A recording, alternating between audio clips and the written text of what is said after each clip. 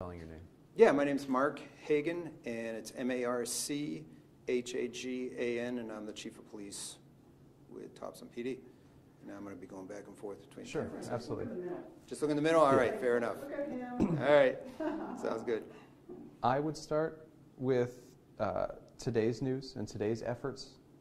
I guess where your last contact, ping, known location of these two friends. So currently the last known location is Springfield, Maine, at a gas station, 10 a.m. Wednesday. So we're going just over 48 hours at this point. And what we're doing today is we're in contact with the Maine State Game Wardens, and we're waiting to see if they can get a plane up. We've also spoken with Indian Township, and they've got some of their police officers, and I believe they have their own game warden group, sorry, and that they're going to be checking their Indian territory up there, which is just to the east of Springfield. Can you just talk about the last time that these women were heard from? There was a ping in Springfield, and just what's going on, the most updated information? Right. So what I can tell you is Wednesday morning at roughly 10 a.m., they went to a gas station in Springfield. They got $25 worth of gas, and they asked the clerk for directions. We have a video of them asking the clerk for directions. The clerk gave them directions to head back to Lincoln and get on 95 to head south. And that's the last known contact that we have with them. And can you talk about why this missing persons case is a little complex? There's some some intellectual disabilities going on? Yes. So both people have intellectual disabilities to the point where, you know, they have asked everybody for help getting directions, but there's obviously, I don't think they understand the level of danger perhaps that they were in, because they would ask people for directions, but at no time do we know of them ever asking for anybody to call the police. And, you know, it's not the right time to be looking back on how this could have been avoided, but we'll do that later after we find them.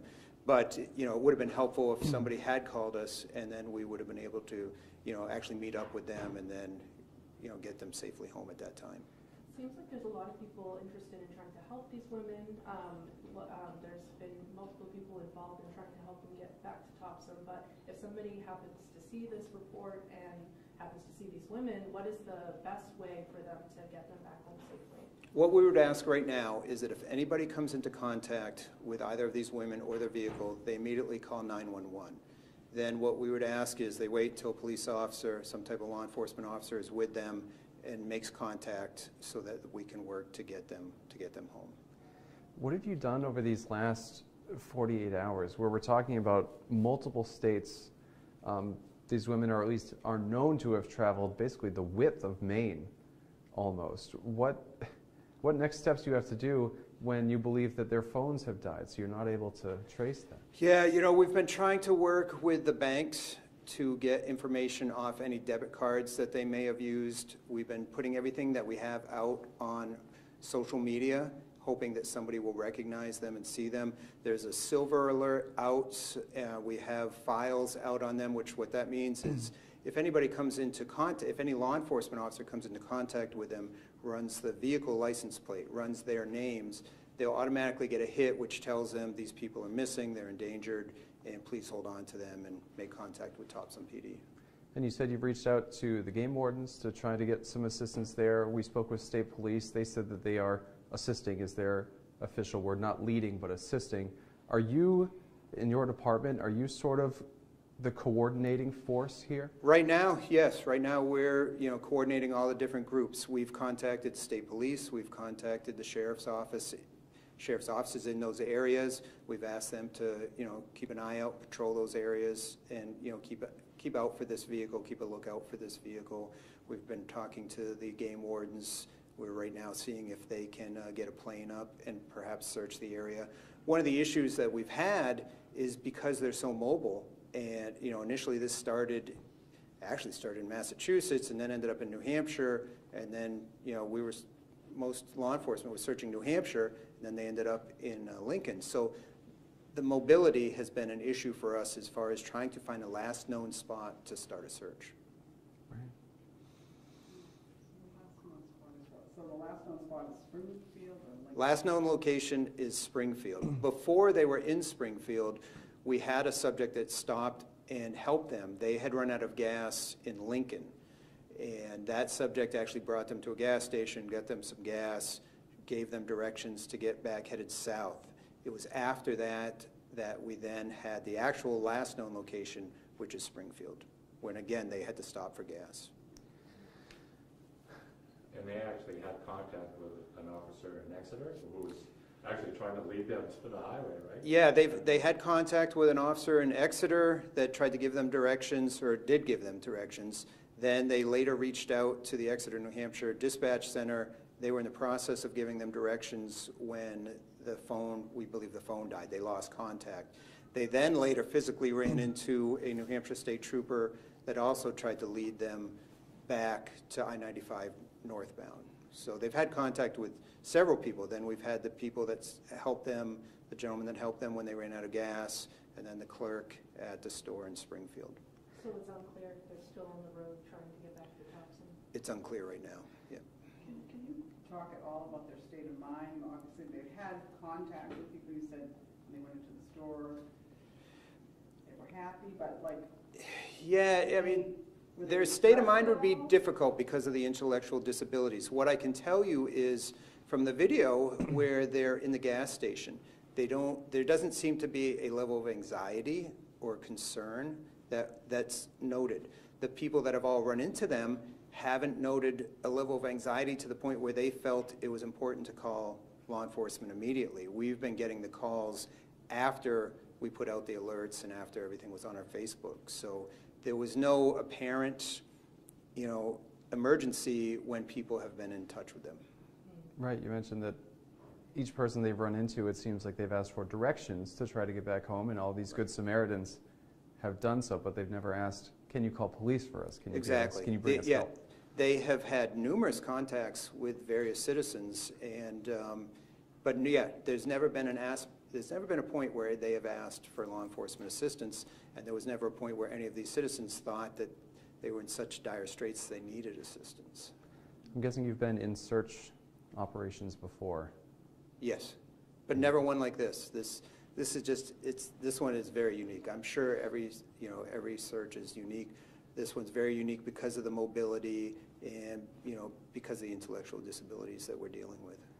So what are the search efforts looking like today? You said that you might be working with the game warden to try and get a plane up. Not sure yet. What about your officers? Are you in contact with police in that area? Yeah, again, because of the distance between here and there, everything is pretty much over teletypes. They're aware, the sheriff's office and state police in that area are aware. Actually, all northern Maine agencies are aware because of the teletypes we've been putting out and the information that we have out on Facebook. So we're waiting to find out if the game wardens, due to weather, will be able to put a plane up in the air to start a search. And other than that, we have people on the ground that are in the area, law enforcement, keeping an eye out for them. But at this point, that's the level of the search that we have right now, because again, it comes back to, generally speaking, you start a search at the last known spot. Because they're so mobile, it has made that difficult. How elevated does your concern get as the days goes on since their last ping? They're in a car with heat, but we don't know how much money they have to keep putting gas in it. They're in a remote part of the Right. state. We're very concerned, and obviously we had the snowstorm yesterday. The temperatures have dropped. So at this point, our level of anxiety is high in the search, and it's a matter of time. We need to get to them as soon as possible. Do you know if they have passports? They're close to the Canadian border. I don't believe so, but I don't know that. Okay. And Chief, the families, without giving too much of it, have they told you of their concern by now? Yeah, the families are very concerned. We've been in constant contact with the families, and I spoke to family members of both families this morning, and their level of anxiety is obviously very high, and they are concerned. Have they ever done this before, just going on No. for trips? No, this is completely out of, the ordinary. Can you say anything about how this all started, how they went missing in the first place? The family said that we believe they were headed to the Maine Mall to potentially go bowling. And then the family, that was early afternoon Tuesday. The family received a call Tuesday at roughly 2:30 that they were in Massachusetts and they were looking for directions to get back to Maine. So the family initially spoke to them, gave them directions to get them headed back to Maine, thought that everything was okay. It was later in the afternoon Tuesday that they then ran into an Exeter, New Hampshire police officer, also asked for directions. He gave them directions.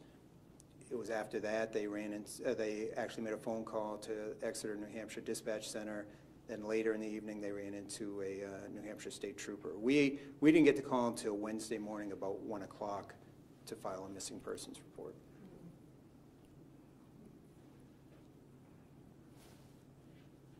You think we're good? Yeah. Any other, like, health That's- concerns with that? Like, they have medication they're supposed to take or anything like that? You know what, that's a good question. We were just advised this morning that they both have high blood pressure and they both take medication for that, which they don't have with them. Are you hoping for a good outcome? We're praying for a good outcome, yes. Yep. I think you got everything. I don't Thank you, think Chief. there's, yeah, no, I gotta be honest, this is a complicated situation.